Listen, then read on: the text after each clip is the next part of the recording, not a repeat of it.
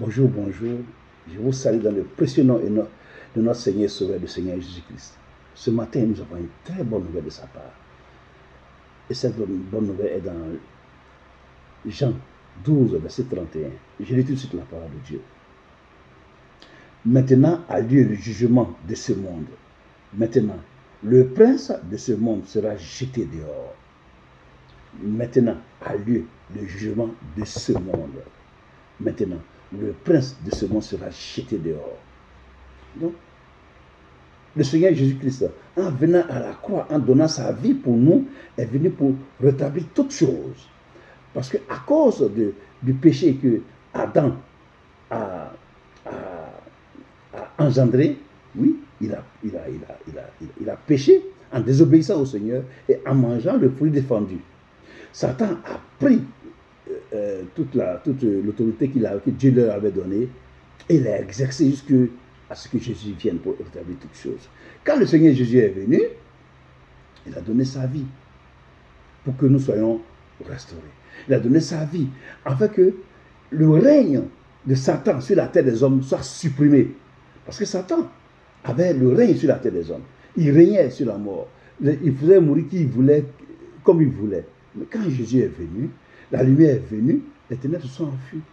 Dans ta chambre, quand tu es dans ta chambre, que tout est noir, quand tu mets la lumière, il n'y a plus de ténèbres. Jésus est la lumière.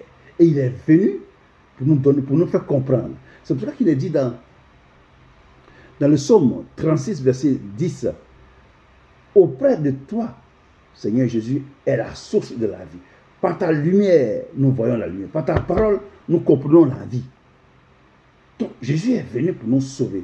C'est pour ça qu'il a dit dans Jean 14, 30, il est écrit que je ne parlerai plus guère, car le prince du monde vient, mais il n'a rien en moi.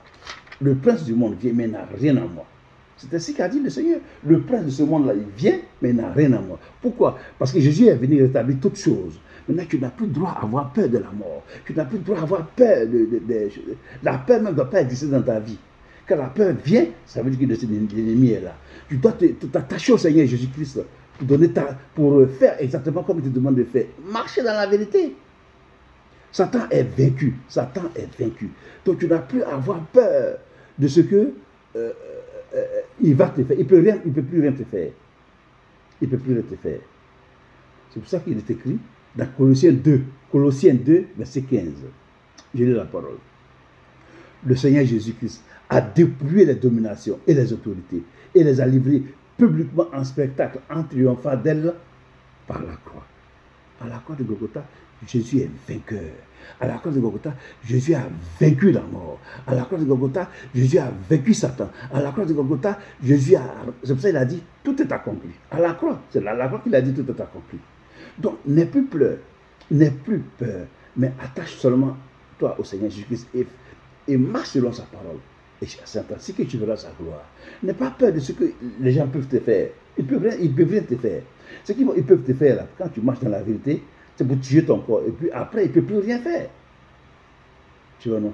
Celui qu'il faut craindre, c'est celui qui est capable de non seulement tuer le corps et te jeter dans le feu.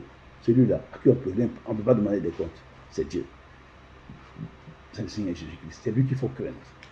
Ne crains pas les menaces des sorciers, les menaces des féticheurs, les menaces des charlatans. Ne crois pas à ça. N'aie pas peur. N'aie pas peur. Si on te menace, bénis Dieu et avance. Puis rien te faire. Ce n'est pas eux qui t'ont créé. C'est celui qui t'a créé là, qui a le dernier mot sur ta vie. Ce n'est pas qu'ils t'ont créé. Il ne peut pas te créer. Eux, ils sont des agents de Satan. Ils travaillent pour Satan, pour le diable. Mais toi, tu vis qu'un enfant de Dieu. Tu marches dans la parole de Dieu. Donc, il ne peut rien te faire. Il ne peut rien te faire. Parce que c'est le seul qui a le dernier mot sur ta vie. C'est Jésus, c'est ton créateur. À part ça, personne ne peut rien te faire. Donc, fais confiance au Seigneur Jésus et avance. Quand c'est difficile, prie, il va te faire avancer. Jusqu'à ce que tu arrives là où tu dois arriver. Ne crains pas, Jésus a déjà vaincu Satan. Il a dit, ne craignez rien, j'ai vaincu le monde. Non, ne crains pas. Ton Dieu est au contrôle. Que Dieu te bénisse. Au revoir.